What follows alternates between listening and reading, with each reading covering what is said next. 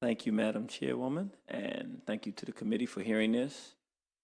I want to establish the fact that as African people, our introduction to LBGTQ was a process called the Atlantic slave trade. We had no words for it. Most cultures in Africa have no words for it today. So in other words, this entire imposition of this behavior for an African is equivalent to slavery, because that's where we learned it. And we didn't ask for it then. We didn't agree with it then. We don't agree with it now.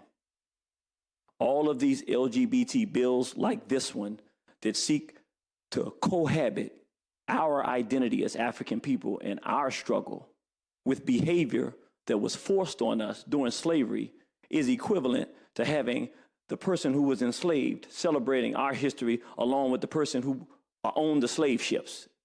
So we're supposed to stand next to the person who was raping our people and introducing us to LGBT and celebrate at the same time. We wouldn't be celebrating the same thing.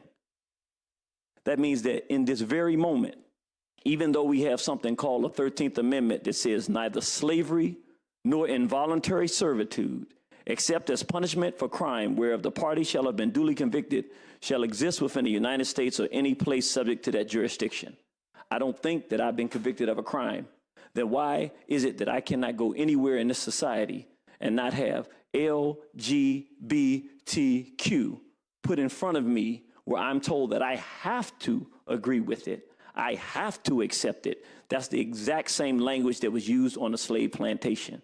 We have no interest here or anywhere else in the world as African people in bending over to this imposition.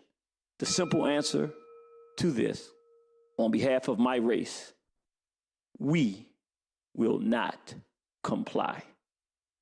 I would ask that you don't pass this bill and any bill that conflates African people and our culture with anything related to slavery like LGBT.